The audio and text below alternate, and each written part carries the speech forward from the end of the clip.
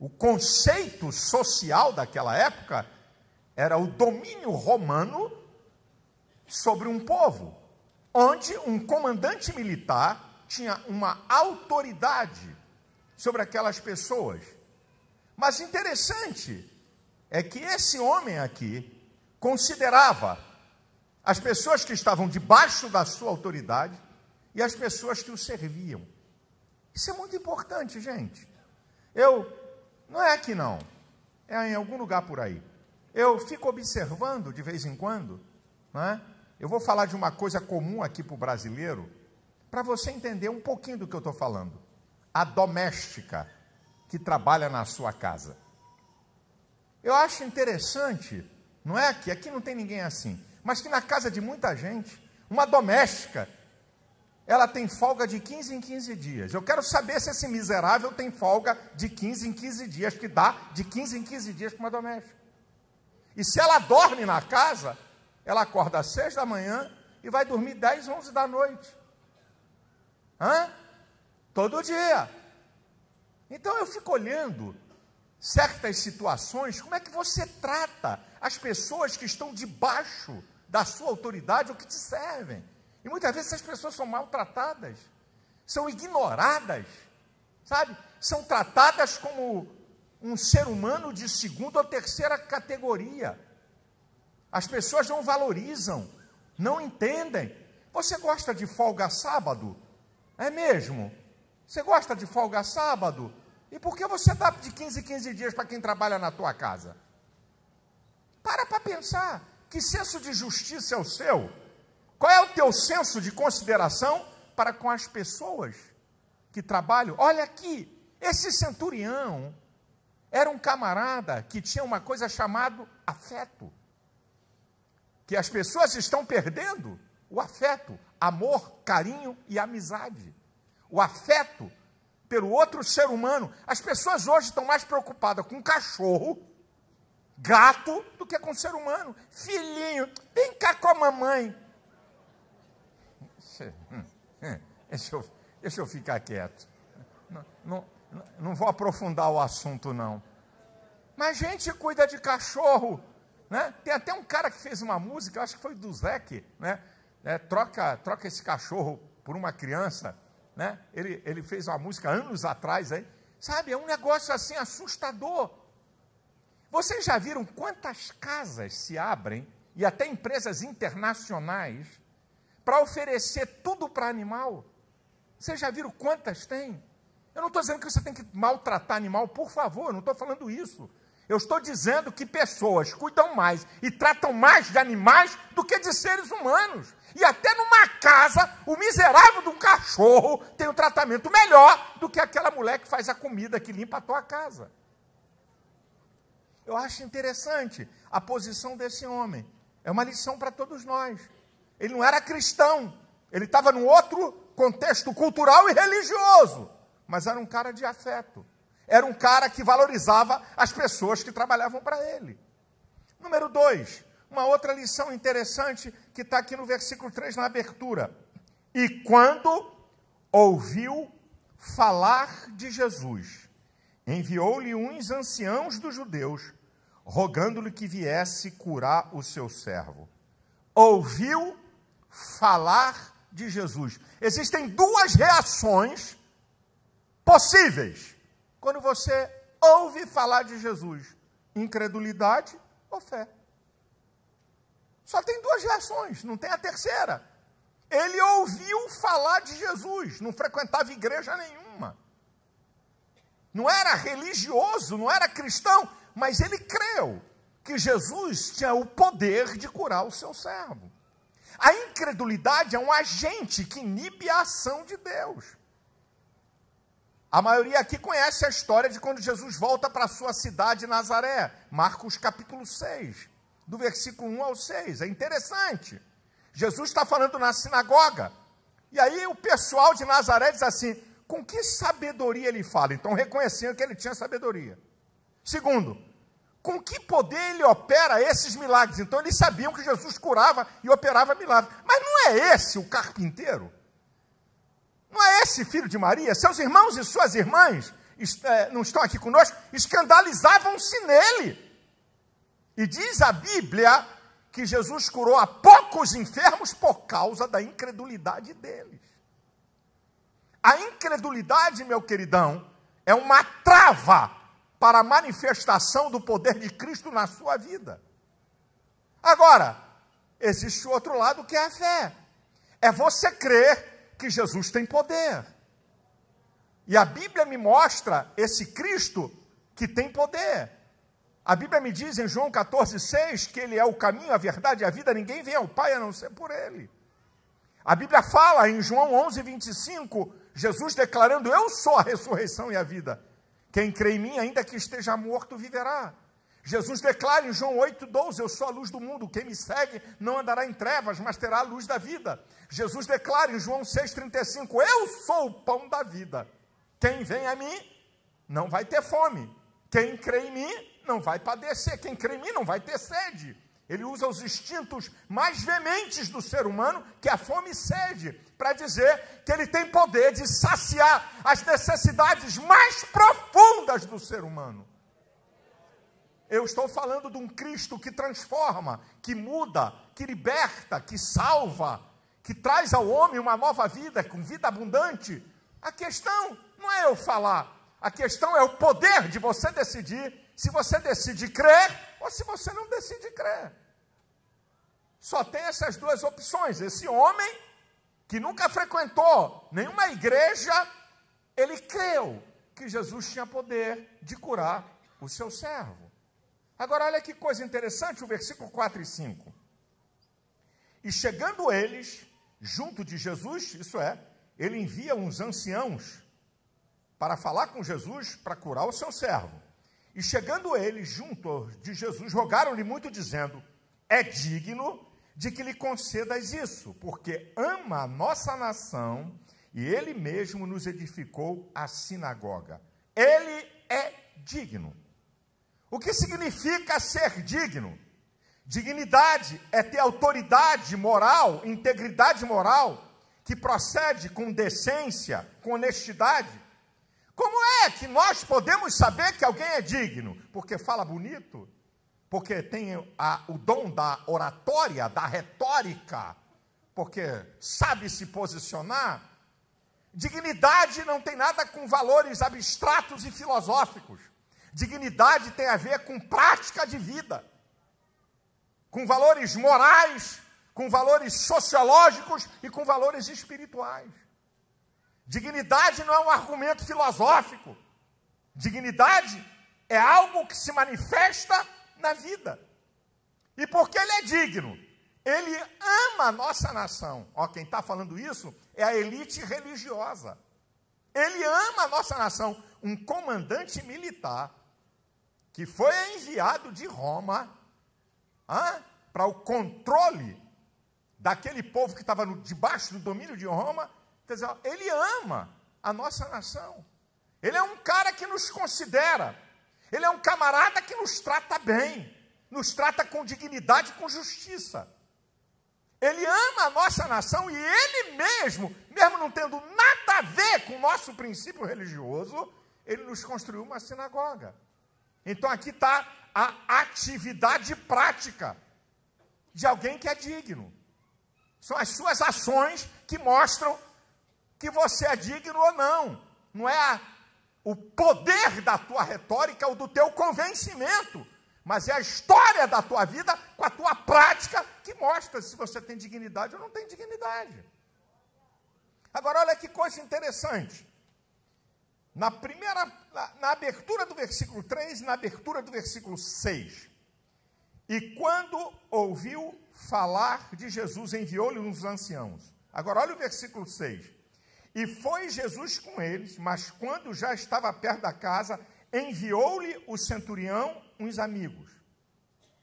Ele envia uns anciãos, depois ele envia uns amigos. A importância de se construir relacionamentos. Minha gente, isso aqui é muito importante. Esse homem teve a capacidade de construir relacionamento com contrários. O judeu odiava o romano porque estavam debaixo do seu domínio. Ele era para ser um cara odiado, tá? De gente querer sabotar e matar. Mas olha como esse camarada consegue construir relacionamentos com o contrário. A Bíblia é um livro fenomenal. O apóstolo Paulo, em 1 Coríntios, capítulo 5, versículo 10, diz assim, olha, se você não quiser se relacionar com devassos, olha o que Paulo está dizendo, com avarentos, com idólatras, você tem que sair do mundo. Se você acha que você é santo demais e que você não pode se relacionar com pessoas, né, até que vão contra seus princípios, o apóstolo Paulo é dizendo, você tem que sair do mundo. Porque você não vai ter como conviver na sociedade, já que nós somos seres sociais, você vai ter que aprender a conviver com contrários. E é interessante a importância de se ter amigos. Ele tem relacionamento com os anciãos, a elite religiosa, mas ele também tem amigos. Provérbios capítulo 18, versículo 1 diz que aquele que se isola insurge-se contra a verdadeira sabedoria. Todo isolado é ignorante. E o último versículo diz que o homem que tem muitos amigos pode congratular-se, porque amigos mais chegados do que irmãos. Agora, escute isso aqui que é importante. A inteligência de discernir o nível de cada relacionamento. Preste atenção isso aqui é muito importante. Olha o que estava na cabeça desse centurião. Eu estou com um servo doente. Na cabeça dele, Jesus é um religioso. Eu vou usar religiosos para falar com ele. Porque a elite, a autoridade religiosa dos judeus, os anciãos, então, ele pede os anciãos para irem a Jesus, porque na ideia dele, Jesus é um religioso. Então, há uma ligação. Eu vou pedir a esses religiosos para pedir a Jesus para curar o meu servo. Agora escute. Na hora que Jesus está vindo com os anciãos, ele manda uns amigos falarem por ele. Para falar por ele, amigo, relacionamento mais profundo. Não são os anciãos. Os anciãos não falam por ele. Os anciãos pedem por ele. Para falar por ele, a narrativa aqui é dos amigos. Não é dele. Ele não fala diretamente com Jesus. Os amigos é que vão a Jesus e dizem assim, olha, ele manda dizer o seguinte, que não é digno de receber, de que tu entres na sua casa. Mas basta uma palavra sua, porque ele também é homem de autoridade, ele manda um vai, outro vai, ele vem, outro vem. Basta uma palavra tua. Quem está falando por eles são os amigos. Quem é que fala por você? É qualquer um que fala por você? É qualquer um que leva uma mensagem importante para você, para um grupo? Estou com pena de você. Quem é que fala por você? Olha o discernimento e a inteligência desse cara. Para falar por mim, tem que ser gente da minha intimidade. De um relacionamento mais profundo. Mano, eu mandei esse cara falar, não é nada disso. Quem mandou a gente falar que não é de um relacionamento mais profundo com você? Quem mandou? Hã? Quem mandou? Está reclamando? O errado é você. Você está mandando gente falar por você que não te conhece profundamente e que não gosta de uma confiança pela história. Mandar uma pessoa falar pela outra, meu irmãozão, você tem que ter muita coragem, com cuidado com quem você está mandando. Que uma pessoa pode estar levando uma mensagem toda codificada ao contrário daquilo que você quer. Olha que coisa interessante, gente. Isso aqui é para você entender. Agora, olha as atitudes do centurião em relação a Cristo. A segunda parte do versículo 6 e o 7. E foi Jesus com eles, mas quando já estava perto da casa, enviou-lhes o centurião uns amigos, dizendo, Senhor, não te incomodes, porque não sou digno de que entres debaixo do meu telhado, e por isso nem ainda me julguei digno de ter contigo. Dize, porém, uma palavra, e o meu criado sarará.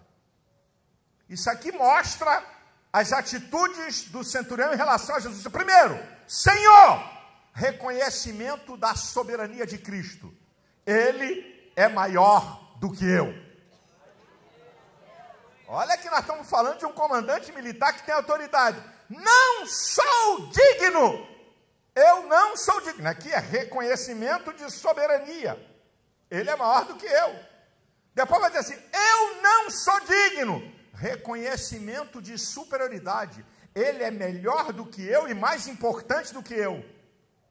Terceiro, basta uma palavra. Reconhecimento da autoridade. Ele tem mais poder do que eu.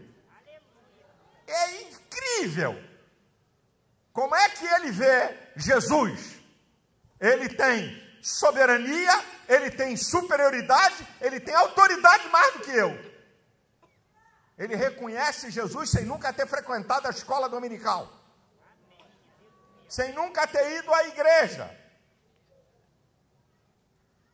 Versículo 6. Não sou digno. Ele está dizendo aqui no versículo 6. Eu não sou digno. Ué, interessante. O senso crítico do centurião. Interessante isso aqui. Eu não sou digno. Os anciãos disseram, ele é digno de que tu cure o seu servo. Agora ele diz, eu não sou digno. Senso crítico. O senso crítico desse homem mostra sua humildade. O senso crítico dele reconhece que mesmo ele sendo uma autoridade, ele não é autoridade em tudo. Ele tem um senso crítico. O seu senso crítico leva a um olhar introspectivo para dentro de você, para você poder reconhecer limites, você reconhecer fragilidades, possibilidades. Já viu aquela história aqui? Hoje a linguagem muda muito. Rapaz, mas na minha época a gente dizia, esse cara está pagando mico. Não é? A pessoa não tem senso crítico, não sabe se comportar, não sabe entrar, não sabe sair, não reconhece suas possibilidades, seus limites, suas fragilidades, vai pagar mico. Epa, aqui eu tenho que ficar quieto. Aqui está na hora de eu ficar quieto. Aqui está na hora de que eu possa agir. O senso crítico faz você melhorar. Porque você vê que tem alguma coisa que você precisa melhorar. Pessoas que não têm senso crítico é uma coisa terrível. Elas se acham quando não são. Elas se acham, pensam que estão no nível que não estão. É incrível isso aqui. Ele é digno. E ele diz, eu não sou digno. Não é falsa humildade. Ele não está sendo falso. Ele está reconhecendo a grandeza de Cristo, a superioridade de Cristo, o poder de Cristo. E eu, em relação a Ele, eu sou muito menor. Uma vez eu estava, na época que eu evangelizava, quando eu era garoto, tinha um grupo aqui que a gente evangelizava de madrugada, às sextas-feiras, em Copacabana, entre 11 da noite e 3, 4 horas da manhã. E aí eu tive muita experiência, né? Porque a noite em Copacabana é direto na sexta-feira, na sexta para sábado, sábado para domingo. E uma vez a gente estava evangelizando, aí um cara chegou e disse para mim, não leva mal não, meu amigo, ô garotão, Deus tem que se revelar a mim, tem que provar que Ele existe. Eu falei, uau, olha, Deus vai ficar sem dormir essa noite. Aí eu levei para o deboche. Olha, Deus vai ficar preocupado porque você acha que Ele tem que se manifestar. Amigo, Deus não está nem aí para você, porque Ele é. Independente do que você pensa, independente do que você acha, Ele é. Ele é Deus, Ele é soberano, Ele é maior, Ele é o Criador de todas as coisas. É você que tem que se submeter a Ele, e não Ele é você. Agora, deixa eu dizer uma coisa para você, muito interessante aqui. Versículo 8, quando ele diz aqui, porque também eu sou homem sujeito à autoridade, Tenho soldados sobre o meu poder, digo a este vai, ele vai, a outro vem, ele vem, e ao meu servo faz isso, ele faz. A crise da autoridade. Nós estamos vendo isso. A crise da autoridade, sabe onde é que começa? Começa na tua casa, passa pela escola, passa pela igreja e pela sociedade em geral. Nós estamos vendo a crise da autoridade. Pais não têm autoridade. Fedelhos querem impor a paz. Isso aqui é muito sério. E nós estamos vivendo o marxismo cultural, né, cujo objetivo é destruir o modelo judaico-cristão da sociedade ocidental. A mais importante tradição do Ocidente é o cristianismo. O mais importante fator da criação da Europa e das Américas é o cristianismo. Direitos humanos vem do cristianismo. Proteção à vida vem do cristianismo. Valorização da mulher, do idoso e da criança, o cristianismo. A vida em família, o casamento, o relacionamento monogâmico, homem e mulher e sua prole, vem do cristianismo. Então, o marxismo cultural, ele quer substituir o modelo judaico-cristão pelo modelo ateísta humanista. Eles descobriram que não adianta conquistar as nações pelo poder de armas. Mataram mais de 100 milhões. Se você pegar todas as revoluções comunistas, mais de 100 milhões de pessoas. 20 milhões na União Soviética, 70 milhões na China, e vai por aí afora. Aí eles descobriram, os espertos da escola de Frankfurt, descobriram, bem, para a gente mudar, temos que mudar a cultura. E o último reduto de autoridade é a família. Vamos detonar a família para fazer uma sociedade de informes, isso é, uma sociedade sem forma. Onde não tem homem, onde não tem mulher, não tem pai, não tem autoridade. Para essa sociedade de informes, né, uma sociedade monstruosa, ser dominada por uma elite política, é o que nós estamos vendo aí. Agora, no dia 8, eu estou na audiência pública da Câmara sobre o poliamor. Olha que coisa linda.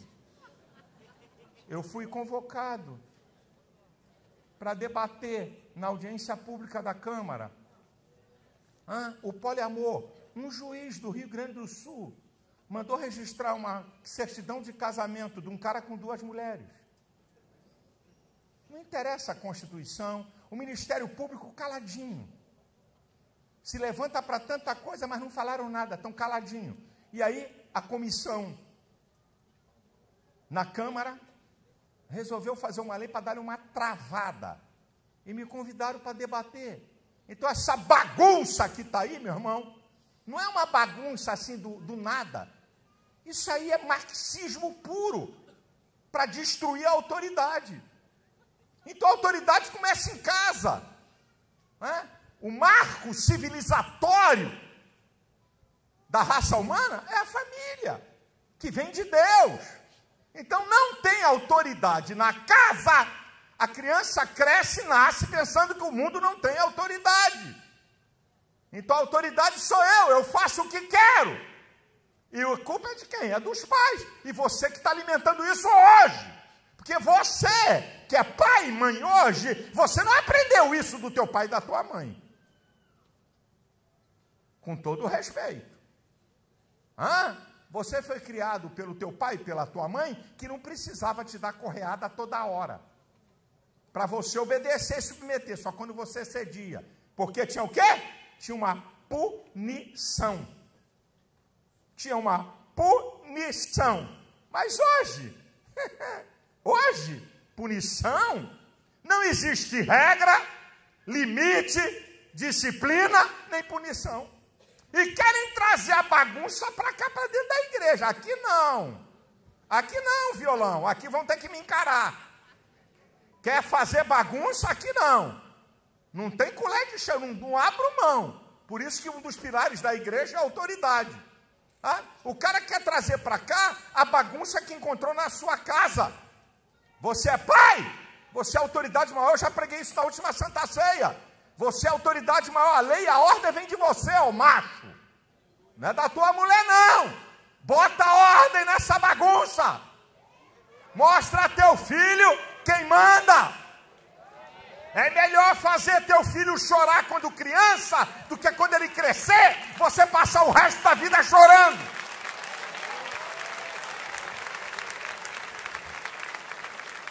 Ai, eu não aguento ver meu filhinho chorar. Ai, meu Deus, tá chorando.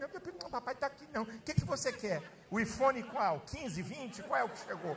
Papai vai dar, mamãe vai dar. É a história hoje. Qual é o videogame? Qual é o mais caro? Papai vai dar. Você não chora não. Aí se meu filho chorar, eu choro. Dá vergonha nessa cara. Onde é que está o limite na tua casa?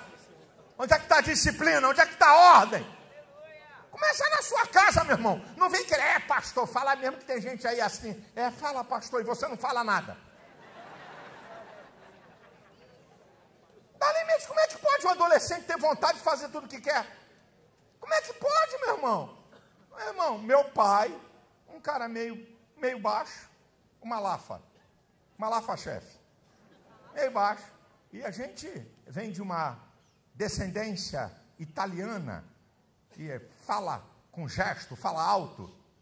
E eu e meus irmãos, meu pai já naquela época, já com 88 anos, morreu com 95, com 80 e poucos anos, aí de vez em quando estava eu, Samuel e Sérgio, o pau quebrando, brigando, gritando, falando alto, discutindo uma coisa. Aí o velho Malafa, que não aguentava nenhum peteleco de nenhum de nós, falei mais baixo.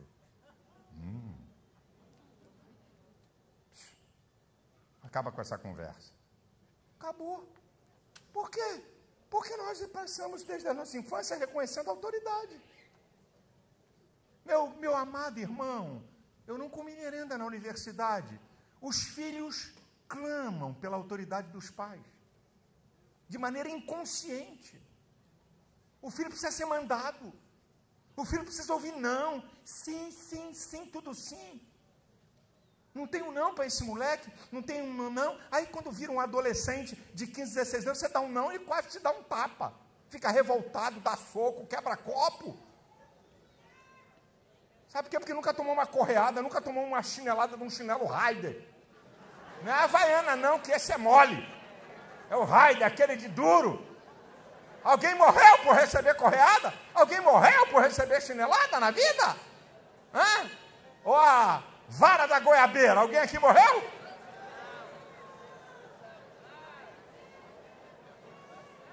Eu não estou falando para espancar filho.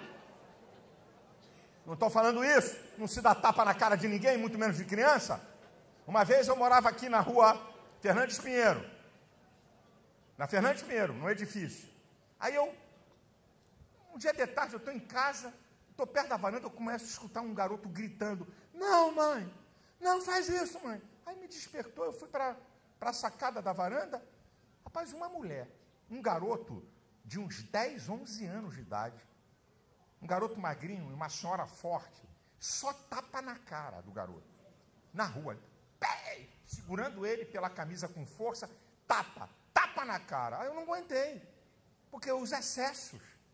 A autoridade não significa você abusar de quem está debaixo da sua autoridade. Ei, senhora! Ou a senhora para ou eu vou descer aí. Para a senhora dar na minha cara. E eu quero ver você dar na minha cara. Aí ela sentiu o drama, sentiu que eu não estava para brincadeira, aí parou.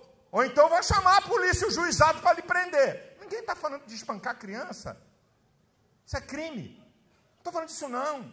Mas ninguém morre por tomar uma correada. Ninguém morre. Não morre, não. Um dia desse eu estava vendo, mandaram para mim um vídeo da mãe pegando uma correia e esquentando as pernas de uma menina. Ela pula para cá, pula para cá. Não, mas filepo. Toma aqui. Toma, para você aprender a não fazer mais. Não morre, não. Nunca mais vai esquecer. Quer que eu te diga uma coisa? Eu bati muito pouco nos meus filhos. Muito pouco. Mas eles sabiam. Não abusa do que ele fala. Não transgride não, porque vai ferver em cima. Eles sabiam. Eles sabiam muito bem. Eu bati muito pouco. Bati muito pouco. Né? Dei umas correadas em quem merecia. E eu trancava a porta. não tem onde escapar, botava a chave. Já sabia que a conversa era só eu e o indivíduo, ou a indivídua. Quem mandou você fazer? Né? A correia não aparecia na minha mão para não espantar o cliente. Aí, quando entrava no quarto que eu trancava, estava lá a correia no lugar certo. Já sabia. Quem mandou você fazer? Eu já não tinha te avisado?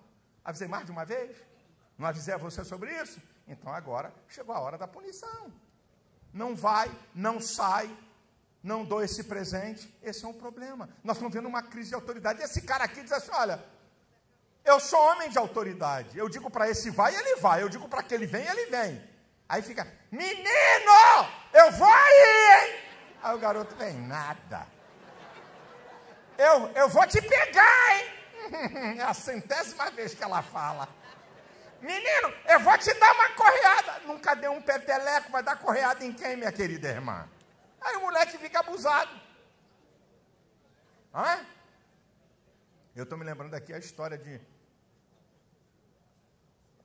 a ignorância de pai, de excesso, sem dizer nome aqui, mas eu conheci eles.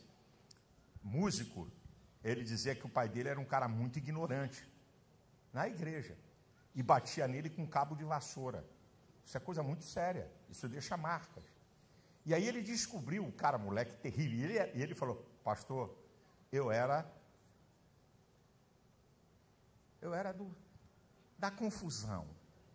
Eu não apanhei uma vez que não merecia, mas só que meu pai, quando eu pegava, se excedia, porque ele pegava de cabo de vassoura, e cabo de vassoura marca, deixa roxo, e ele pegava de pancada. Mas aí eu descobri que meu pai, crente da igreja, tremia com uma profecia. Eu estou vendo o irmão me contando. O pai tremia quando falava uma profecia. Assim diz o Senhor. Ele via que o pai chorava, ficava humilde. Aí um dia ele falou, vou testar.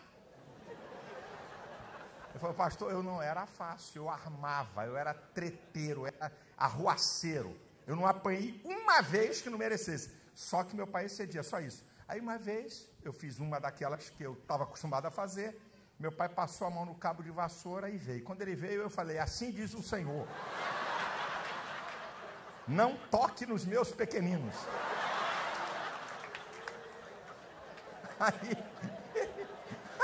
Aí o santo irmão, me contando a história, diz assim, rapaz, meu pai largou o cabo. Jesus, me perdoe, eu não vou tocar nele, não. Aí o que ele descobriu? A partir daquela vez, todas as vezes que ele cometia uma arte violenta, e o pai não descobriu que era a malandragem dele. Aí o pai pegava um cabo de vassoura, quando vinha, ele disse, eis que eu já te disse, não toque nos meus pequenos. Ele falou, eu fiz isso muitas vezes, meu pai nunca descobriu. Aí quando ele cresceu, já adulto, casado, ele falou, pai, o senhor se lembra das profecias que eu falava para o senhor? Não lembro de nada, não. Ah, não lembra? O senhor lembra que o senhor pegava de pau mesmo? Aí um dia eu descobri que o senhor tinha pavor de profeta e de profecia. Então eu não estou falando dessas malandragens, nem dessas ignorâncias, desses exageros que se comete contra alguém que está debaixo da sua autoridade. Mas, meus irmãos, nós estamos vivendo um tempo difícil. Eu estou me lembrando, em 2013, vocês lembram dos Black Blocs no centro da cidade? Quebraram, fizeram, atacaram fogo, arrebentaram tudo. Tudo filho da classe média. Aí eles foram encurralados na Câmara Municipal. Lembra disso ali, o vereador esquerdo? Aí foram encurralados na Câmara Municipal. Ficaram presos na Câmara Municipal. Só filho da classe média. Sabe o que aconteceu? As mamães levando o McDonald's. Para o meu filhinho, passando pela grade, para os bonitinhos que tacaram fogo, que rebentaram, destruíram. Esse é o problema. Sabe qual é o grande problema, pai e mãe? É você ter medo do seu filho. Quando o filho percebe que o pai tem medo dele ou a mãe, acabou a sua autoridade. E a criança percebe. Eu tenho isso na minha família. Minha família é grande. Os Malafas são mais de 300. E eu conheço isso. Olha lá. Pai com medo de filho adolescente. Se desse uma encarada nesse moleque, não seria abusado. Virou adulto, ninguém controla. Olha lá.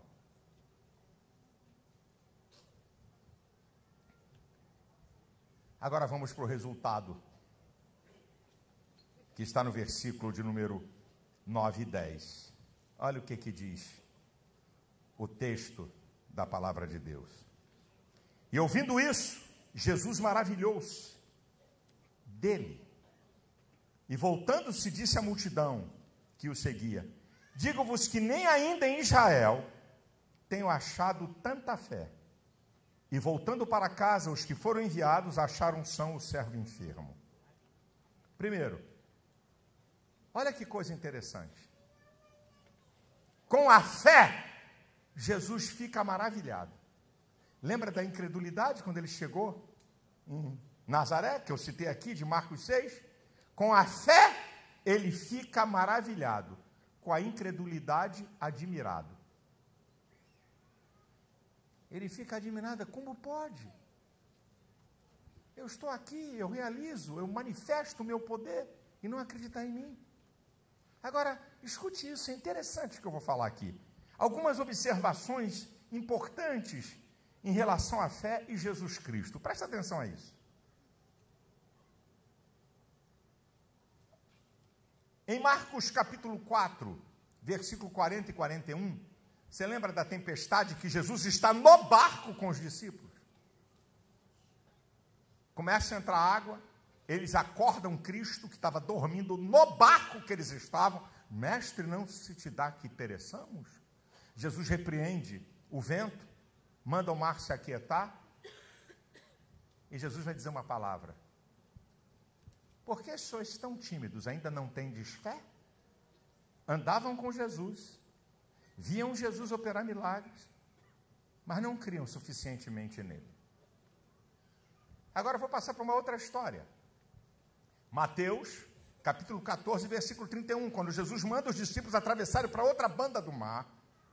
Eles estão debaixo das ordens de Cristo, no meio do mar levanta-se uma tempestade, e aí Jesus vem sobre as águas, eles estão exaustos de lutar contra aquela tempestade, e quando vem o vulto de Cristo, é um fantasma. Jesus: não tenho medo, sou eu. Aí Pedro diz: se és tu, manda ter contigo. Jesus: pode vir.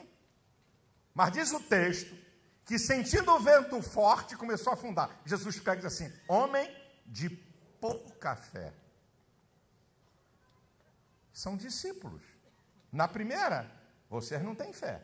Agora, tem pouca fé. A fé de você é que, se a tempestade continuar, se o problema continuar, você perde a fé.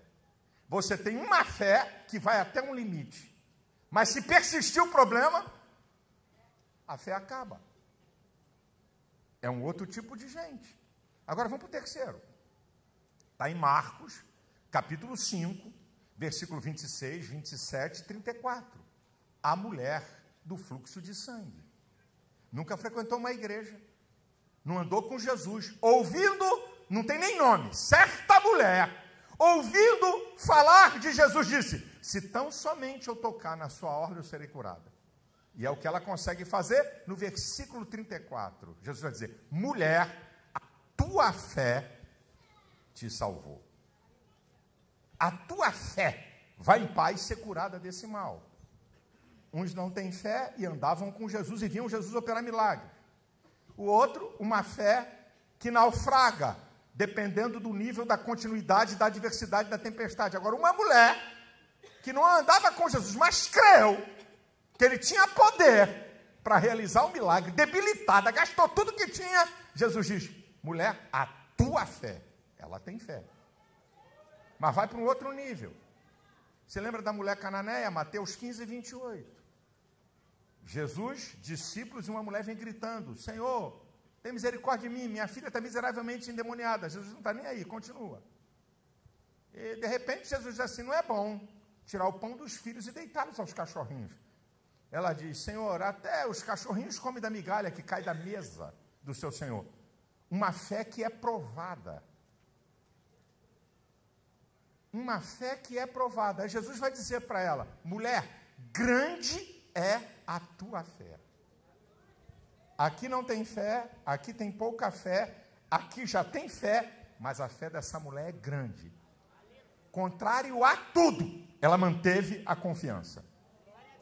Discípulos de Cristo persuadindo Jesus a deixá-la Pô, manda essa mulher calar a boca, despede essa mulher. E ela está firme. Jesus dá uma palavra dura para ela desistir. Diz, olha, mulher, grande é a tua fé.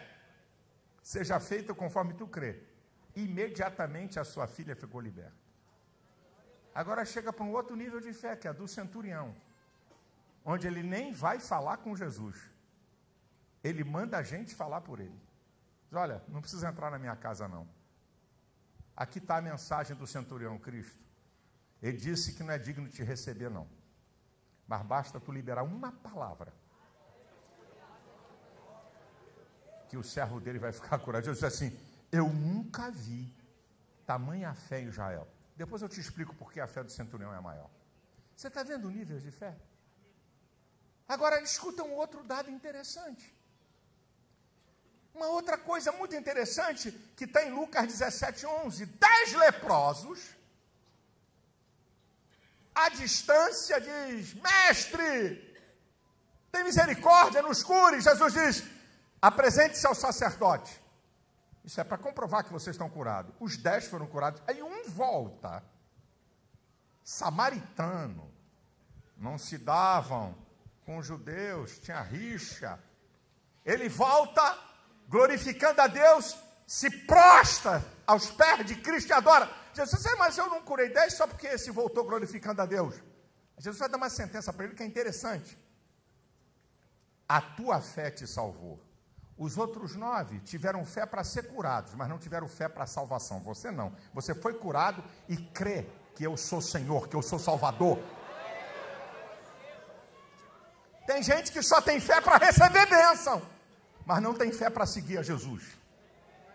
Vivem atrás de campanhas, vêm até em igrejas, fazem até campanhas. A fé deles é para receber algum benefício, mas não é fé para ser salvo, que é a coisa mais importante do que qualquer cura, do que qualquer solução. Mas Jesus diz uma coisa muito interessante. Quando Jesus, o lance da mulher, do fluxo de sangue, é que o principal da sinagoga, Jairo, chega para Jesus dizendo, minha filha, minha menina está moribunda, ela vai morrer. Jesus diz, então vamos lá na sua casa. Jesus está caminhando para a casa de Jairo, aí entra na história essa mulher. No versículo 34, quando Jesus declara, filha, tua fé te salvou, ser curada desse teu mal. Quando acaba isso, vem os servos do centurião e dizem assim, não incomodes mais o mestre, porque a tua filha morreu. Jesus vira e diz assim para ele, não tenha medo, crê somente.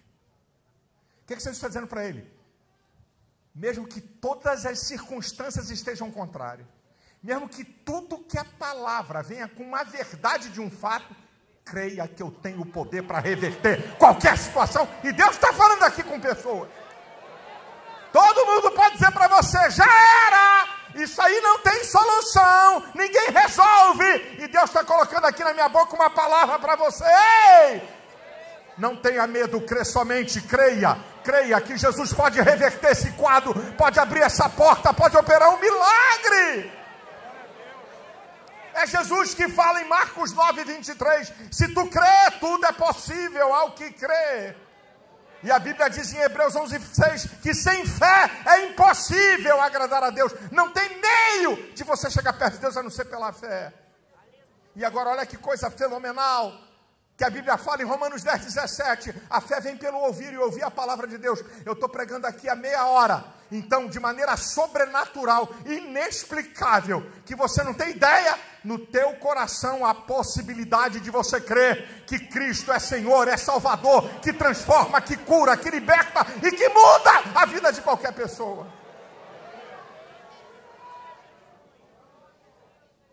Porque a fé do centurião é a maior fé. Eu já falei aqui na igreja outras vezes, mas vou repetir. Por que Jesus disse que nunca viu tamanha fé em Israel?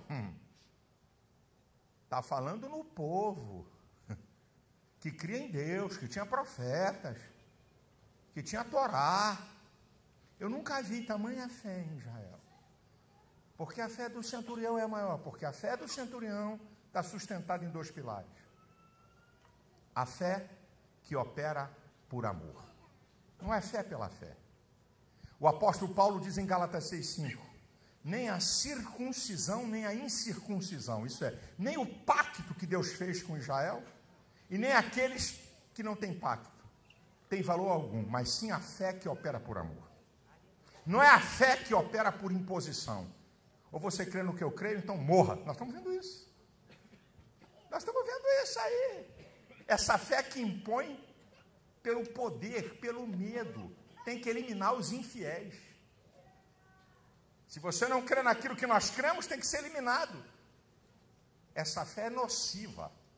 Essa fé é perversa. É uma fé que opera para impor e para determinar e para manipular. A fé de um centurião opera por amor. Ele não precisava ter nenhum afeto por aquele servo, era só trocar, manda sair, bota para fora e bota um outro som aqui. Segundo lugar, a fé do centurião, ele penetra no mundo de Deus, basta uma palavra. Você sabe que Deus não precisa de matéria-prima para criar nada. Deus cria as coisas pelo poder da sua palavra. O Salmo 33, versículo 9 diz, falou e tudo se fez, mandou e logo tudo apareceu. Hebreus, capítulo 1, versículo 3, diz que ele sustenta todas as coisas pelo poder da sua palavra. Quando o centurião diz, basta uma palavra, Jesus disse, esse cara entrou no meu mundo. Ele entende do mundo de Deus. Deus não precisa de nenhuma matéria-prima para operar um milagre. Deus não precisa de fatos a favor. Do nada ele faz tudo. Ele abre a porta que ele quer. Ele opera o milagre que ele quer. Ele traz. Ele não precisa de ninguém nem de nada. Ele tem poder para realizar aquilo que ninguém pode realizar.